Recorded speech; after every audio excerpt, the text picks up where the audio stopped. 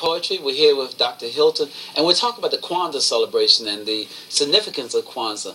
And we were talking about the family and the extended family. I remember as a child and the extended family. I'm not telling my age, but okay. I remember that in the community. I mean, if you did something wrong and Miss So-and-so saw you down the street, they knew your mother, they knew your grandparents. Everybody knew everybody. Right. And it was like that. They would correct you right there on the spot. Right. Then they'd call home and tell your moms, and they would correct you again. Right.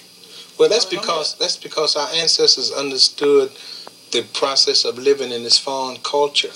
Is that we as Africans who live in America have to endure three basic cultures in terms of our growth and development. That is, we have to understand the Eurocentric culture that's a part of most of the world. We have to understand the American culture, which is an intricate part of America. And then we have to understand the African culture. We have to live with all three. Our ancestors understood that, and they also knew that in terms of practicing this proverb from East Africa about it takes the whole village to raise a child, and they understood that. And that's why early on, that everybody who lived near you took care of you because they knew you needed that kind of guidance and direction.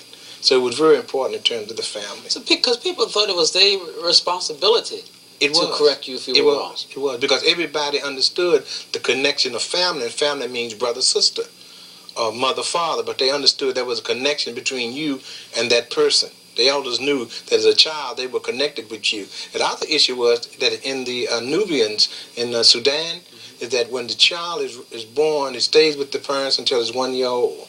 Then it moves from that hut to the hut of the oldest brother, who is uncle and aunt. And that's who raised the child in polite discipline. And then when the child is 13 or 14, it returns back to the hut of the parents.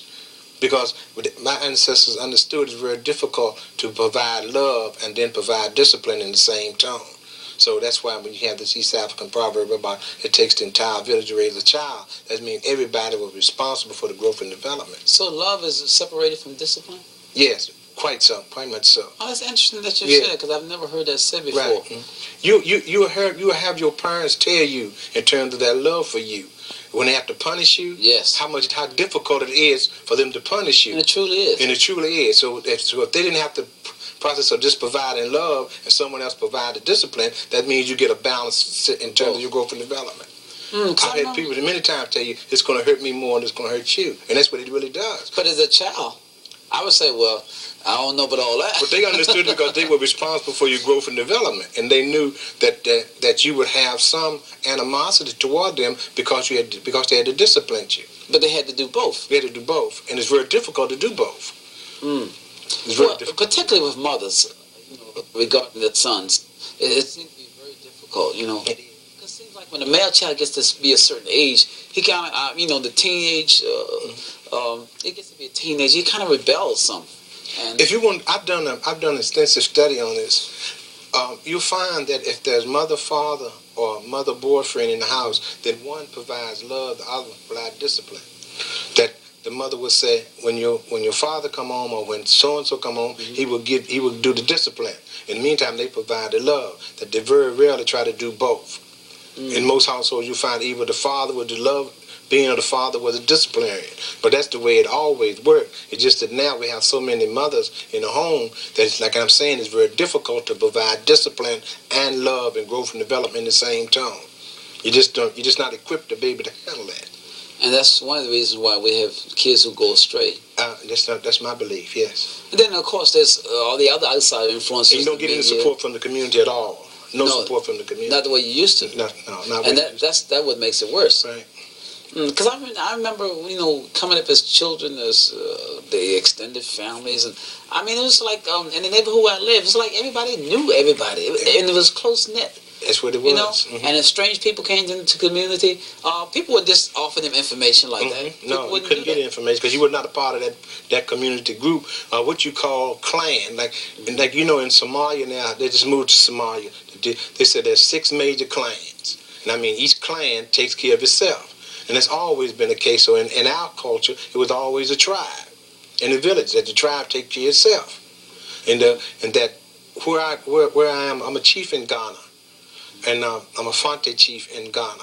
Those are the people who are along the coast of Ghana, Togo, Ivory Coast, Nigeria. All those people are Fonte. And if you move a few miles north of that, you move to the Akan, move a little bit further, move to the Shante, move a little further, Igbo, move a little further this way, you're at the Mandingo. But each tribe has a particular set of culture, particular moray. And so when our ancestors carried that through, they knew that if you lived in a certain place, you became a part of that particular clan or that particular tribe. And instead of having the tribe, we lived on a particular street or a particular community, and they called that community something, and everybody involved in that was taking care of everybody else. And if you grew up in a little town in the South, there was always this little hub of black people. That's where they trained us to be, and that took care of us. That saved us because we took care of everything in our community. We call it community now, but it really was a tribe. Yeah, I also remember reading some slave narratives about how the Africans used to like to gather, and commune with each other. But the slave masters didn't like that. They thought it meant trouble. It did. It did because one of the things that helped us in terms of being able to get to process it was the fact they decided to make us Christians. That, from the time we got here around 1500 until 1830, we were just slaves. And heathens and pagans. And then in 1830, they decided to make us Christians. And in making us Christians, they allowed us a certain amount of degree of coming together and collectively assimilating. And that was the major, that helped Denmark visit, that helped gave a process, that helped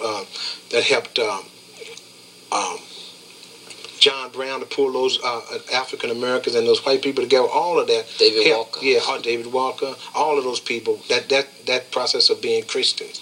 As a matter of fact, we've only been Christians for a little over 150 years. That's very interesting when you think about religion and the way religion has been used in this country. Religion has been used as a tool, and there are a lot of our people who think that they made us Christians, and they gave us Christianity, if you will, to make us better Christians or make us better people.